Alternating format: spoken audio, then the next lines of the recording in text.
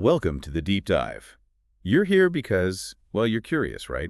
Looking to grasp new ideas, understand different viewpoints, but maybe without feeling totally swamped by it all. Yeah, information overload is real. Exactly. So today we're digging into a text called the Kitáb-i-Íqán. It's described as a sacred book, offering some pretty profound insights. And it connects heavily with past religious traditions, prophecies, that kind of thing. Right, and the core theme seems to be that real understanding involves maybe letting go of some worldly stuff and, well, relying on God. Sound about right? That's a good starting point, yeah. The book dives right into this really interesting historical pattern. Okay. But it talks about how people throughout history have, longed for divine guidance, for connection. Sure, that makes sense. But then when the actual messengers, the manifestations of God, as the text calls them, actually show up, they often get rejected. Ah, okay. So people want guidance, but then they don't recognize it when it arrives. That sounds familiar somehow. It's a key point in the Íqán. It argues this isn't just a one-off mistake. It's something that keeps happening across different religions, different eras. So why? What's the reason the book gives for this, like, consistent rejection? It suggests we tend to judge these new divine messages based on what we already know, or, maybe more accurately, what our current religious leaders tell us. Ah, okay. So our existing framework becomes a kind of filter. Exactly. Instead of opening ourselves up, purifying our own understanding, we rely on, well, external standards. There's a quote. Something like, man can never hope to attain unto the knowledge of the all-glorious unless and until he ceases to regard the words and deeds of mortal men as a standard. For the true understanding and recognition of God and his prophets. Wow. So the very people or ideas meant to guide us can sometimes block the path. That's the implication, yeah. Right. Our own knowledge or the interpretations we rely on can become sort of a barrier. That's a challenging idea. And you mentioned religious leaders. The Íqán seems to have a pretty critical take on their role sometimes. It does. It doesn't pull punches there. The text suggests that historically, leaders have often been obstacles. Obstacles how?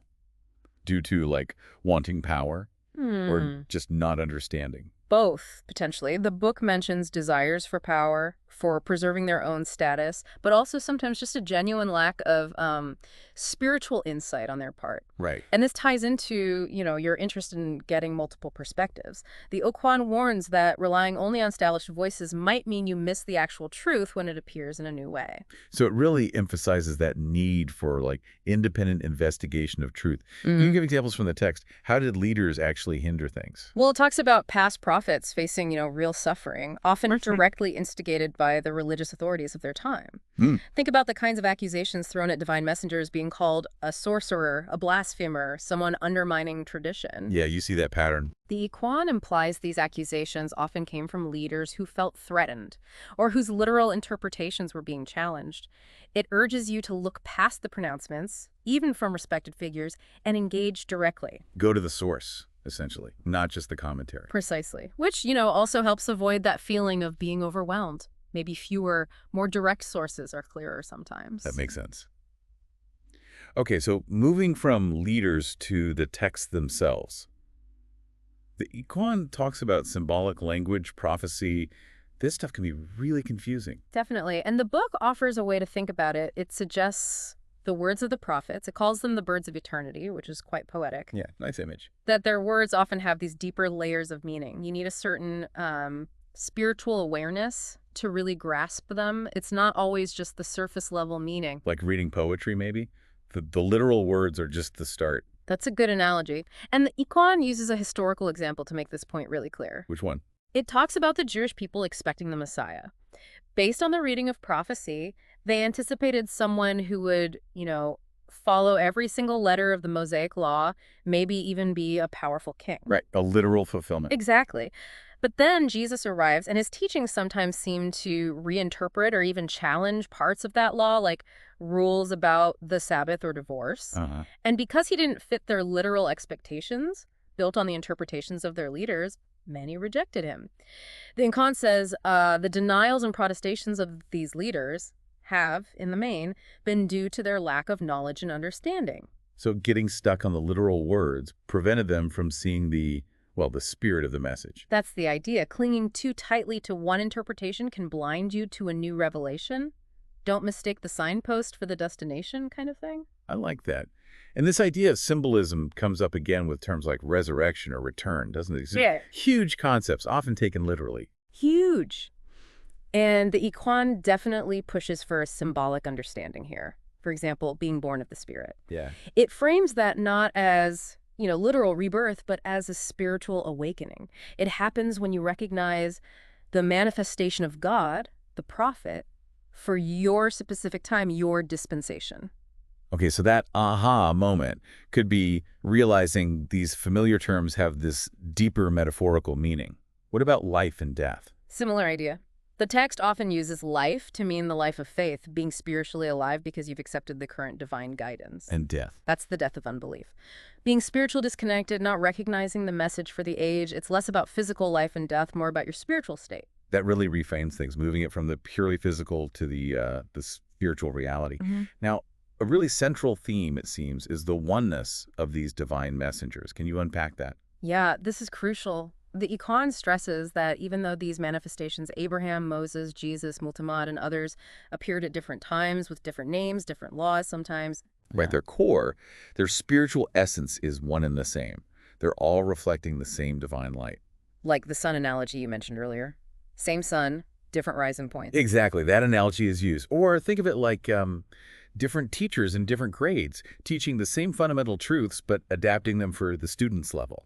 And the book itself quotes figures like Muhammad or Ali affirming this unity, doesn't it? Absolutely. It includes statements where they explicitly link themselves to the prophets who came before, emphasizing this continuous chain. There's that powerful line from the Quran quoted in the Iqán, "No distinction do we make between any of his messengers." Wow, so the underlying message is consistent, just expressed differently for the needs of the time. That's the core message, yes. It's one unfolding story. The book also talks about tests and trials. Why does it say these happen? Are they just random hardships? Not random, according to the Iqán. It presents them as, showers of tests sent by God. Showers of tests. The purpose is to distinguish, essentially, to separate those who are genuinely seeking truth from those who are maybe just following along or have ulterior motives. It's a way to refine faith. And is there an example? You mentioned one earlier, I think. Yes, the example of the Qibli change in early Islam. The direction of prayer was shifted from Jerusalem to the Kaaba in Mecca. Ah. And the text presents this as a major test. Some people couldn't handle the change. It seemed arbitrary, maybe. They fell away. Others stuck with it, showing their faith was deeper than just, following a specific rule. So it connects to that feeling of being challenged by new information or changes. How you react reveals something. Exactly. It reveals the quality of your faith and your openness to divine will, even when it's difficult to understand. Interesting. Now, another distinction the Iqán makes is between different kinds of knowledge, divine knowledge versus vain learning. Yes, or satanic knowledge, though that sounds maybe more dramatic than intended. Right. It's contrasting knowledge that comes from divine inspiration from a connection to God, with knowledge that's driven by ego, by selfish desires, by wanting power or status in the world. It's about the source and motivation behind the learning.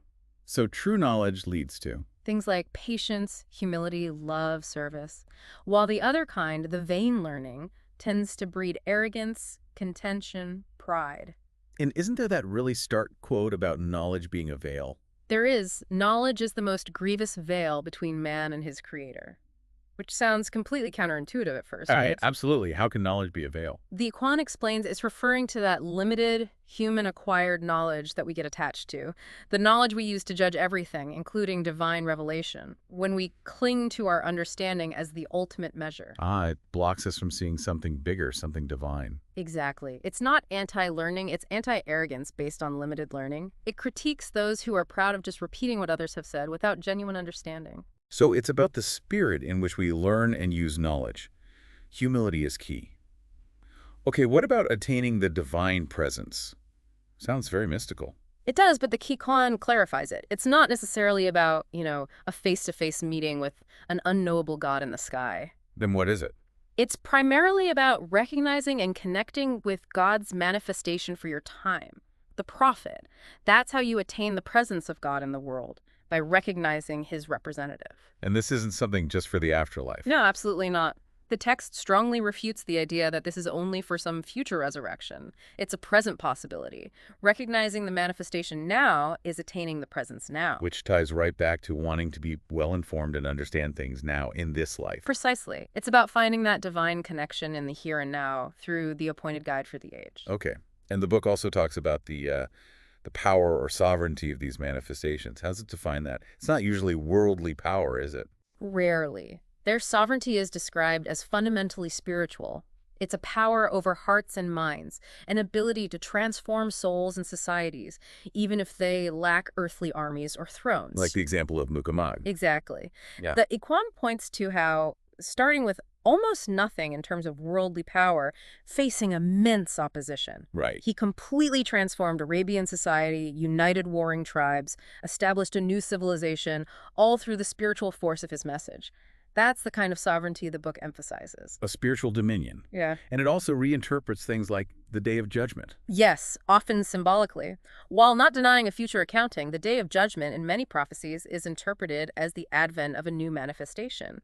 Their coming is the judgment day for the people of that time. How so? Because their appearance forces a choice.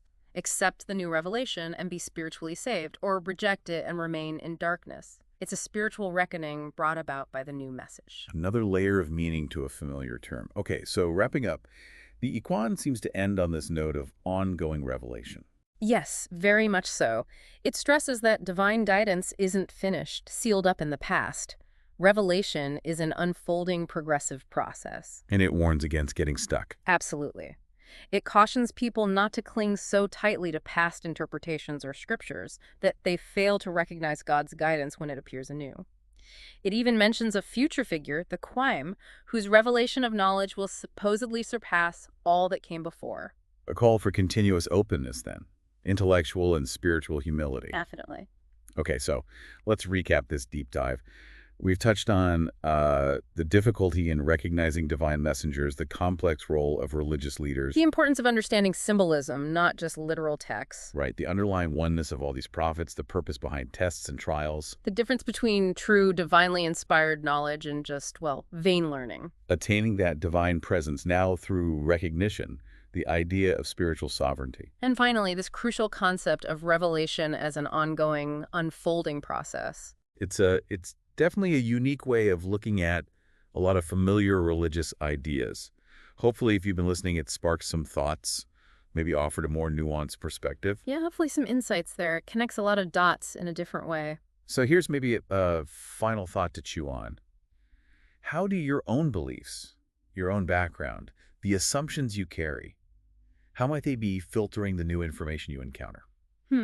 That's a good question for anyone. And building on that last point from the Iqan, is it possible there's more truth, more understanding, spiritual or otherwise, still waiting to be revealed? Something to consider. Definitely food for thought. If any of this resonated, we really encourage you to explore the Kitáb-i-Íqán itself or related concepts. Thanks for joining us for this deep dive.